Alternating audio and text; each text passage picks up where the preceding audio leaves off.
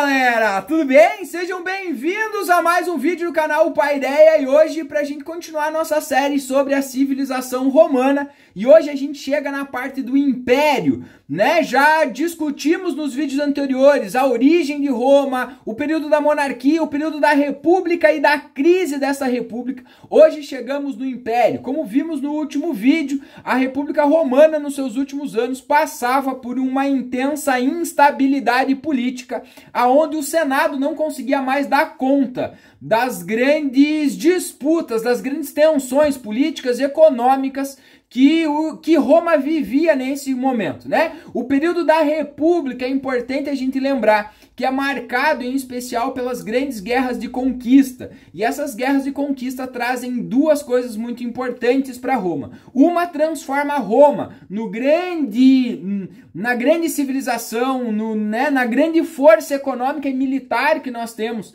na história nesse momento, já que Roma vai conquistando e expandindo seus territórios, seu controle econômico e político. Primeiro na Península Itálica e depois aí pelo norte da África, pela Europa até o Oriente Médio, tá? Nesse contexto. Mas também esta grande riqueza desses domínios traz uma série de consequências internas para Roma, né? O aumento das disputas sociais pela cidadania entre patrícios e plebeus, um aumento significativo da pobreza e das tensões sociais dentro de Roma, já que essas riquezas das conquistas não vão ser distribuídas, né, de forma justa dentro de Roma, ficando em especial na mão dos patrícios, né? Então uma série de atividades dos plebeus, né, vão acabar sendo extremamente prejudicadas nesse momento, produzindo uma série de pobrezas, uma série de tensões e disputas sociais por questões econômicas, por questões políticas, por questões sociais dentro de Roma,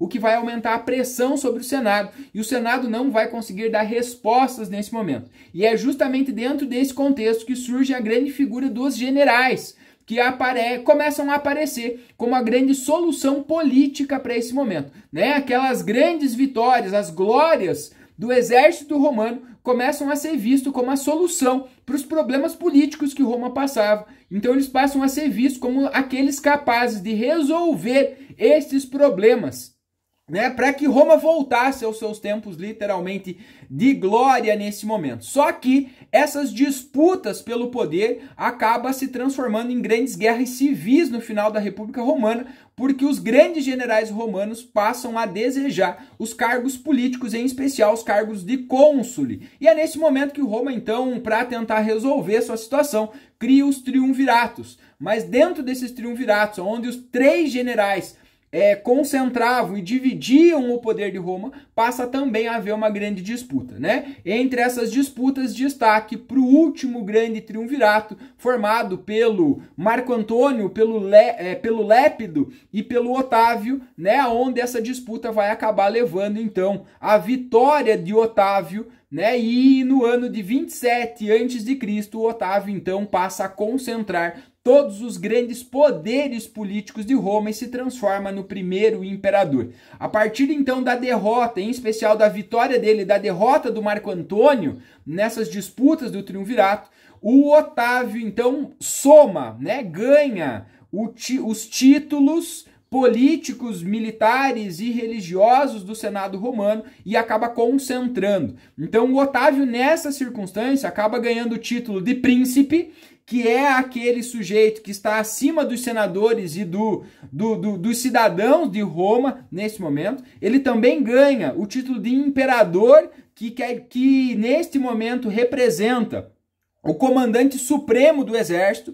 Ganha também, né, o título de tribuno vitalício da plebe, o que dá a ele o poder de vetar qualquer decisão do Senado romano nesse momento, né? Ganha também o título de sumo pontífice, né, o supremo sacerdote, né, dentro de Roma, então ele passa a ser o grande líder religioso também, e também ganha o título de Augusto, que era um título reservado apenas para os deuses, né? Então, por isso, o Otávio passa a se chamar agora, ou fica conhecido na história, como Otávio Augusto, mas o Augusto é um título. Então, a partir daí, Otávio transforma-se no primeiro imperador de Roma e oficialmente tem início o período do Império Romano, que vai aí do ano de 27 até 476, no fim, né, deste momento. Mas esse primeiro momento do Império, né, o Império Romano, a gente costuma dividi-lo em dois momentos, né? Em dois momentos, o período do Alto Império e o período do Baixo Império. Então,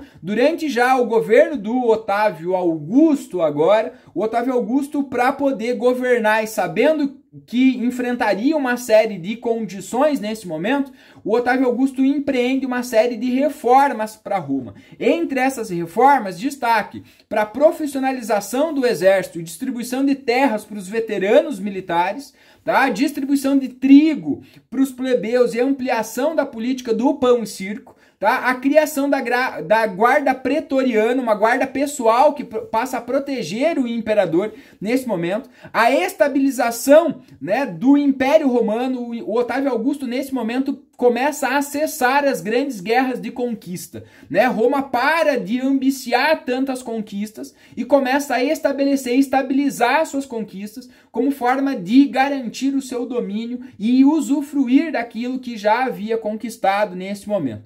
Então, também como forma de criar medidas mais eficientes para administrar, o Otávio divide o território romano em províncias senatoriais, que vai passar a ser administrada e controlada pelos senadores, e as províncias imperiais, que era administrado por ele como próprio imperador nesse momento, né? Dá início a uma série de construções de estradas para o desenvolvimento, primeiro para a facilitação da locomoção das tropas, né, das tropas militares de Roma, no sentido de garantir a defesa, tá? Mas também essas estradas vão ser extremamente importantes, porque a partir daí Roma vive um momento de muita prosperidade econômica, porque essas estradas facilitam as trocas comerciais, as ligações das províncias, né, ativando o comércio, né, as trocas culturais também, enfim, né, nós vemos, Roma vai viver um grande momento de distribuição econômica com estas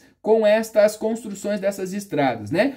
Otávio também moderniza Roma com grandes construções públicas, o que estimula também a criação de muitos empregos, resolvendo muitas daquelas tensões sociais que a capital vivia nesse momento. Então, todas essas reformas do Otávio, né, montam e contribuem para um grande momento de prosperidade econômica, social e também cultural do Império Romano, né, dando início àquilo que nós vamos chamar do período da Pax Romana, marcando o primeiro momento, né, do Império Romano, né? Lembrando que o Império é dividido em dois momentos, um primeiro momento de prosperidade, de tranquilidade, e depois a gente vai ver que esse momento de tranquilidade e prosperidade não vai durar aí, né, tanto tempo assim. Aí nós vamos começar já a discutir o fim do Império. Então, aqui começa, né, o período do Império Romano com o governo do Otávio Augusto, né? Então, se liga aí, fica ligado que no próximo vídeo eu vou tentar explicar para você um pouquinho melhor sobre essas duas fases do Império Romano e das suas principais características, né? Deixa sua curtida, segue o canal e vem comigo.